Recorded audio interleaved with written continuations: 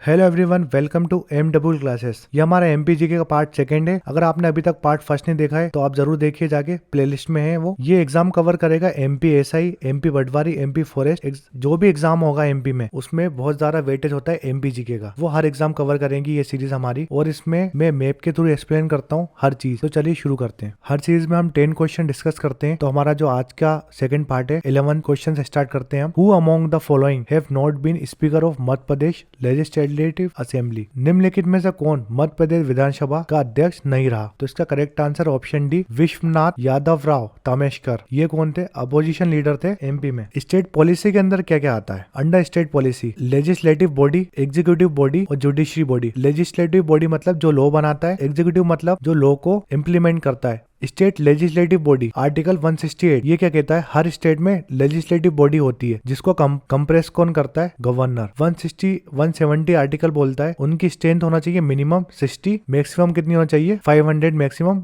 Assembly की strength होना चाहिए। Composition of legislative body, governor, upper house. Upper house को हम बोलते हैं विधान परिषद, हर स्टेट में नहीं होता, सिर्फ 6 स्टेट में है। लोअर हाउस को हम बोलते हैं विधानसभा, विधानसभा को हम बोलते हैं लेजिस्लेटिव असेंबली। ये मैंडेटरी है, ये हर स्टेट में होती है विधानसभा, जिसको हम लेजिस्लेटिव असेंबली बोलते हैं। मगर जो विधान परिषद है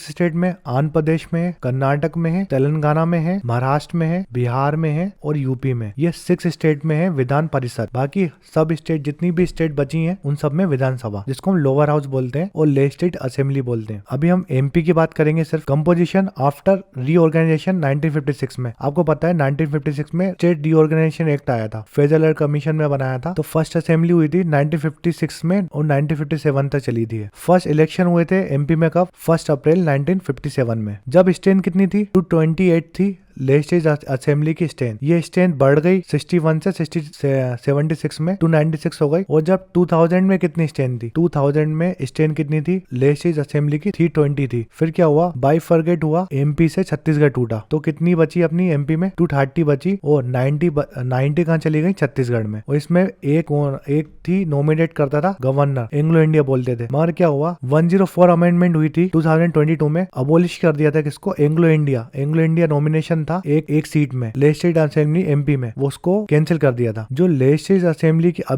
अभी जो चेयरमैन है या स्पीकर है, वो हैं गिरीश चंद्र गौतम। श्री गिरीश गौतम जी हैं इलेक्टेड हैं स्पीकर लेजिस्लेटिव असेंबली के। और ये देवतालाब जो है कॉन्स्टिट्यूंसी रीवा में पड़ती है, वहां से बिलोंग करते हैं। 1 नवंबर 2000 में क्या हुआ था? छत्तीसगढ़ अलग हुआ था MP में, तो सीट कितनी हो गई थी? 230 हो गई थी। उससे पहले जब MP छत्तीसगढ़ दोनों साथ में थे तो 320 थी। टोटल पॉसिबल स्ट्रेंथ अभी कितनी है? 230 है। इसमें रिजर्वेशन है, रिजर्वेशन ST और SC का। तो ST की सीट है 47 और SC की सीट है 35 और टोटल पूछेगा 82 सीट है। अगर रिजर्वेशन पूछेगा तो कितनी सीट है? रिजर्वेशन कितनी सीटों में? 82 सीट में, जिसमें ST की सीट है 47 और SC की सीट है 35। Seats of legislative assembly Lok Sabha Rajya Sabha of MP। Legislative assembly में 230 सीट प्लस 1 थी, 1 सीट थी। 1 सीट किसकी थी? एंग्लो इंडिया की। मगर 104th अमेंडमेंट हुई थी 2020 में। इसमें जो 1 एंग्लो इंडिया की सीट थी MP की, उसको अबोलिश कर दिया था, मतलब हटा दिया था। तो अगर प्रेजेंट में पूछेगा कितनी सीटें? 230 सीटें लेजिस्लेटिव असेंबली की। इसमें भी जनरल सीट है और SC कैटेगरी और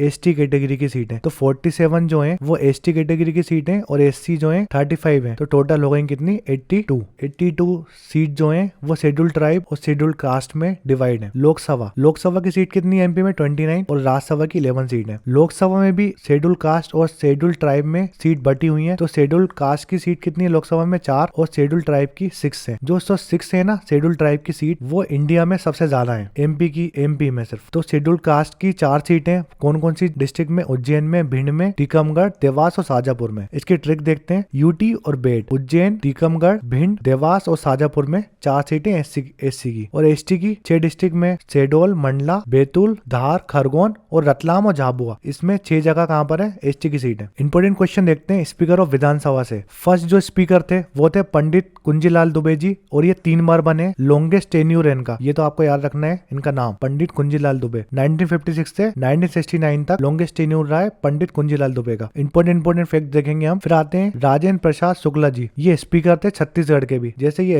एमपी के स्पीकर थे ना लेजिस्लेटिव असेंबली के, वैसे छत्तीसगढ़ स्टेट के भी स्पीकर रह चुके हैं। फिर आते हैं ईश्वर दास रोहानी जी, इनकी डेथ, ये 2 टाइम स्पीकर रहे और इनकी डेथ हुई थी ऑफिस में। इसका मतलब क्या है कि जब ये स्पीकर थे ईश्वर दास रोहानी जी स्पीकर की पोजीशन में थे, उस टाइम डेथ हो गई थी इनकी। फिर आता है एनपी प्रजापति जी, ये हॉकी प्लेयर थे। ऐसे क्वेश्चन आ जाते हैं कौन से स्पीकर हॉकी प्लेयर थे, तो आप टिक लगाएंगे एनपी प्रजापति जी। और अभी कौन से 2021 में बने गिरीश गौतम जी, जो कि देव तालाब रीवा में उनकी कॉन्स्टिट्यूंसी है, वहां से खड़े हुए हैं, वहां के हैं गिरीश गौतम जी। प्रोटम स्पीकर, ये हमारी 15th असेंबली थी, लेजिस्लेटिव असेंबली, इसमें 3 प्रोटेम स्पीकर बने हैं। तो फर्स्ट थे दीपक सक्सेना, जगदीश देवाड़ा और लास्ट है रामेश्वर शर्मा। रामेश्वर शर्मा काफी इंपॉर्टेंट है क्योंकि इनका लॉन्गेस्ट टेन्यूर था। अगर पूछेंगे एग्जाम में क्वेश्चन प्रोटम स्पीकर, कौन से प्रोटम स्पीकर है जिनका लॉन्गेस्ट टेन्यूर था, तो आप रामेश्वर शर्मा लगाएंगे, बीजेपी के एमएलए हैं। केपी पांडे, हाईएस्ट टेन्यूर था इनका 3 टाइम प्रोटम स्पीकर। हाईएस्ट और लॉन्गेस्ट में कंफ्यूज मत होना, हाईएस्ट मतलब क्या होता है, लॉन्गेस्ट मतलब क्या होता है लगातार, और हाईएस्ट मतलब 3 बार अलग अलग टाइम, मगर 3 बार। Next question, when did the Madhya Pradesh government announce its yoga policy, Madhya Pradesh सरकार ने अपनी योगा नीति की घोषणा कब की? इसका करेक्ट आंसर है ऑप्शन डी, जनवरी 2007। नेक्स्ट क्वेश्चन है, the district with the highest population growth rate in 2001-2011, 2001-2011 तक सर्वाधिक जनसंख्या वृद्धि दर वाला जिला कौन है या कौन सा था? तो इसका correct answer D, Indore. Population growth rate, MP का पॉपुलेशन ग्रोथ रेट देखते हैं हम। हर पॉपुलेशन ग्रोथ रेट डिकेड हर 10 साल का होता है, तो इसमें कितना परसेंट था अभी? 20.30%, जो अभी 2011 तक, 2001 से 2011 की बात हो रही है, क्योंकि अभी तो सेंसस हुआ नहीं, 2011 में हुआ था, 2001 से 2011 के बीच का ये डाटा है। तो आप ये रखेंगे पॉपुलेशन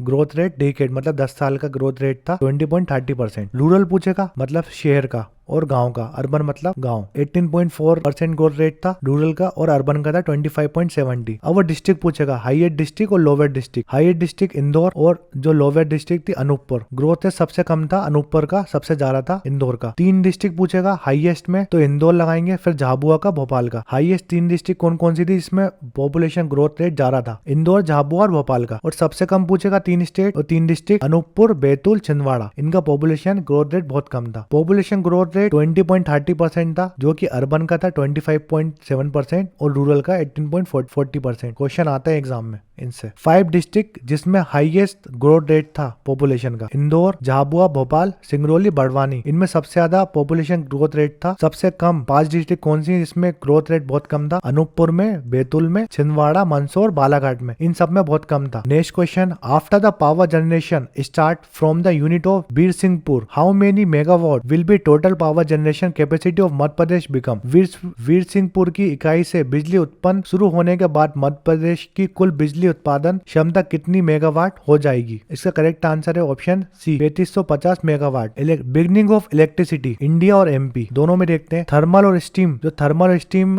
फर्स्ट प्लांट बना था दार्जिलिंग में, वेस्ट बंगाल, इंडिया की बात कर रहे हैं। एमपी में पूछा ग्वालियर में बना था 1905 में। हाइडल पावर, हाइडल पावर मतलब जो पानी से बिजली बनती है, हाइड्रो पावर बोलते हैं, हाइडल पावर बोलते हैं, दोनों बोलते हैं। शिवना समुद्रा, ये कर्नाटका में 1902 में बना था। इंडिया की बात करते हैं। गांधी सागर जो है हमारा 1961-62 में बना गांधी सागर, इससे बिजली बनाना स्टार्ट कर दी थी हमने। काफी इंपोर्टेंट क्वेश्चन है। न्यूक्लियर पावर स्टेशन पहला इंडिया का था तारापुर महाराष्ट्र में, और छुटका मंडला डिस्ट्रिक्ट में पड़ता है, वो है एमपी का। काफी इंपोर्टेंट क्वेश्चन है। हाइड्रो पावर प्रोजेक्ट देखते हैं जो पानी से बिजली बनाते हैं एमपी में कौन कौन से हैं। तो मंदसौर डिस्ट्रिक्ट में कौन सा है? Gandhi Sagar hydro power project है। सिवनी डिस्ट्रिक्ट में कौन सा है? पेंच हाइड्रो पावर स्टेशन है। सिवनी एमपी और महाराष्ट्र ये दोनों में पड़ता है। कौन सा? Pench hydro power station. Jabalpur district में कौन सा है? बरगी प्रोजेक्ट, नर्मदा रिवर के ऊपर है। रीवा डिस्ट्रिक्ट में टोन्स हाइड्रो पावर प्रोजेक्ट है, रीवा डिस्ट्रिक्ट में। शिवपुर में है Madikheda hydro power project, Shivpur district में पड़ता है। अशोकनगर डिस्ट्रिक्ट में राजगढ़ हाइड्रल पावर स्टेशन है, जो राजगढ़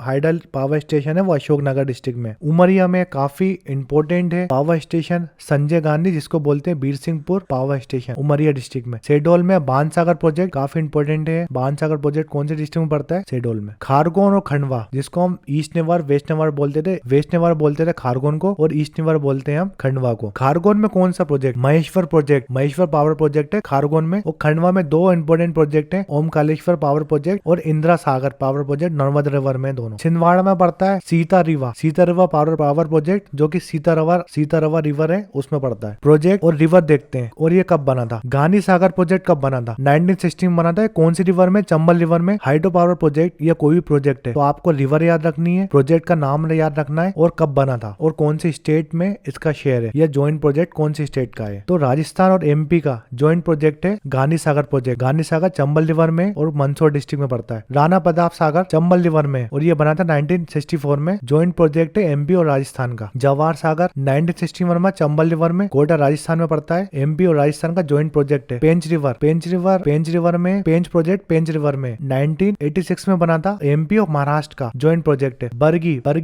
जो प्रोजेक्ट है वो है जबलपुर में, बरगी रिवर में। टोन्स प्रोजेक्ट है टोन्स रिवर में, रीवा डिस्ट्रिक्ट में पड़ता है। बाणसागर प्रोजेक्ट काफी इंपोर्टेंट, सोन रिवर में। ये बना 1994-1995 में। Bedi Kheda hydel power project ये सिंध रिवर में पड़ता है, शिवपुरी में। और इसने इलेक्ट्रिसिटी जनरेशन कब स्टार्ट किया था? 2008 में। बीरसिंहपुर जोहिरा रिवर में पड़ा था, उमरिया डिस्ट्रिक्ट में पड़ता है। राजघाट प्रोजेक्ट जो है वो बेतवा रिवर का है, अशोकनगर में। महेश्वर नर्मदा रिवर के ऊपर है, खारगोन। महेश्वर खारगोन डिस्ट्रिक्ट में पड़ता है महेश्वर। ओमकालेश्वर नर्मदा रिवर में, पुनासा। ओमकालेश्वर पुनासा खंडवा में पड़ता है। इंदिरा सागर काफी इंपोर्टेंट है, नर्मदा खंडवा रिवर में पड़ता है। नर्मदा रिवर थी और खंडवा डिस्ट्रिक्ट है एमपी की। और इंदिरा सागर का आप तो मेगावाट भी याद रखिए, 1000 मेगावाट की बिजली बनाती है। और इसने इलेक्ट्रिक जनरेशन का भी स्टार्ट किया 2007 में। सीता रिवर में पड़ता है छिंदवाड़ा डिस्ट्रिक्ट और ये ज्वाइंट प्रोजेक्ट है एमपी और महाराष्ट्र का। Next question, which is the sport magazine of Madhya Pradesh? Madhya Pradesh की खेल पत्रिका कौन सी है? इसका करेक्ट आंसर ऑप्शन है A game of hustle and bustle, खेल, उद्यम और हलचल। Next question, Manch is the dance performed in which region of Madhya Pradesh? Manch Madhya Pradesh के किस क्षेत्र में किया जाने वाला नृत्य रूप है?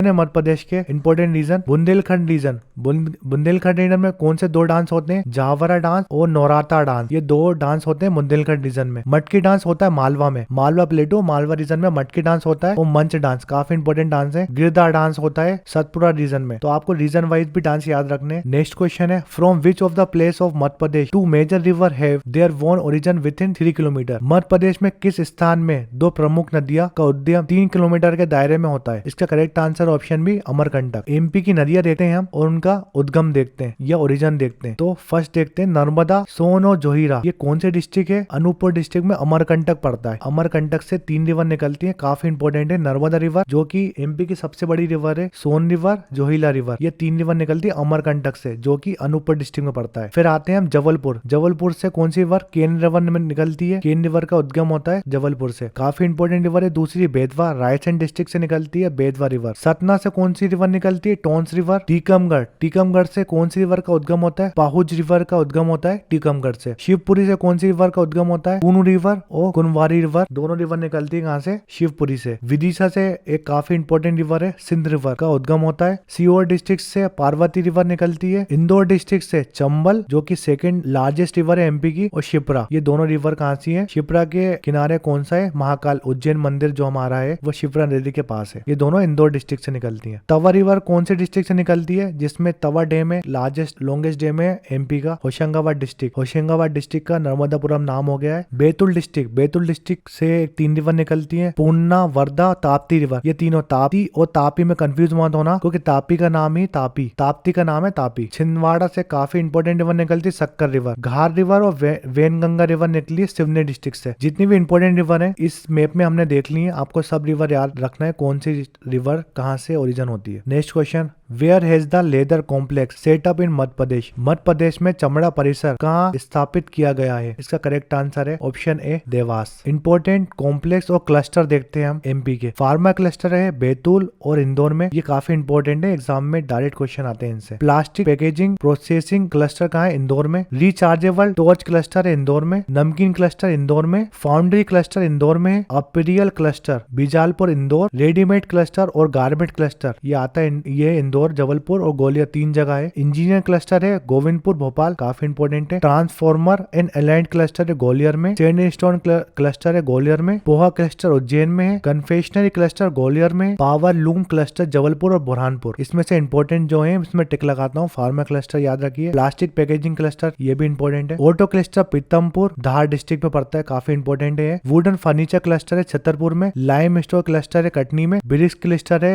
बेड़ाघाट, सतना, गुना, शाजापुर। एग्रीकल्चर इम्प्लीमेंट क्लस्टर है सागर में। फ्रूट क्लस्टर शिवपुरी में है। नमकीन एनआई क्लस्टर रतलाम में भी है और इंदौर में भी है। लेदर क्लस्टर देवास में। स्टेनलेस स्टील क्लस्टर कहाँ पर है? सागर में। इलेक्ट्रॉनिक कॉम्प्लेक्स और क्लस्टर कहाँ है? इंदौर में। एग्रो कॉम्प्लेक्स कहाँ है? छिंदवाड़ा में। गारमेंट क्लस्टर या कॉम्प्लेक्स काफी इंपोर्टेंट जबलपुर में है। रेडीमेड कॉम्प्लेक्स इंदौर में है, ये भी इंपोर्टेंट है। सॉफ्टवेयर टेक्नोलॉजी पार्क इंदौर में है। प्लास्टिक पार्क है तमूत रायसेन में। हैंडलूम क्लस्टर या पार्क अशोकनगर में। और इंडस्ट्रियल मेडिकल गैस प्लांट है सतना में, काफी इंपोर्टेंट है ये सब। नेक्स्ट क्वेश्चन है which is the most irrigated crop in Madhya Pradesh? Madhya Pradesh में सर्वाधिक सिंचित फसल कौन सी है? इसका करेक्ट ऑप्शन है वीट। वीट मतलब गेहूं। मैक्सिमम प्रोडक्शन डिस्ट्रिक्ट, कौन से डिस्ट्रिक्ट सबसे ज्यादा उत्पादन करती है कौन सी क्रॉप का? तो फर्स्ट में वीट का प्रोडक्शन सबसे ज्यादा कौन सी करती है डिस्ट्रिक्ट? एमपी में होशंगाबाद में सबसे ज्यादा वीट होता है। फिर सीहोर में, उज्जैन में। राइस कहाँ पर होता है? बालाघाट डिस्ट्रिक्ट में। सेकंड होशंगाबाद, मंडला। कौन कहाँ होता है? छिंदवाड़ा में। पी मतलब पी को हम बोलते हैं मटर, वो होता है विदिशा, सागर में, दमोह में। अरहर जो दाल होती है वो नरसिंहपुर में होती है। सोयाबीन धार डिस्ट्रिक्ट में होता है, काफी इंपोर्टेंट है। मस्टर्ड होता है मोरेना में। तो एटलीस्ट आपको फर्स्ट तो याद रखना है कि कौन से डिस्ट्रिक्ट में मैक्सिमम प्रोडक्शन होती है। ये हमारा मध्य प्रदेश जीके का पार्ट सेकंड था। कमेंट सेक्शन में कमेंट करके बताएं कि आपको और क्या सुधार चाहिए इस लेक्चर में और आपको ये लेक्चर कैसा लगा। प्लीज शेयर करें दोस्तों के साथ, चैनल को लाइक करें, सब्सक्राइब करें और ज्यादा शेयर करें जिससे और लोगों तक ये वीडियो पहुंचे, क्योंकि एग्जाम बहुत करीब है एमपी का और बहुत सारी वैकेंसी है इस time. Thanks for watching MW classes.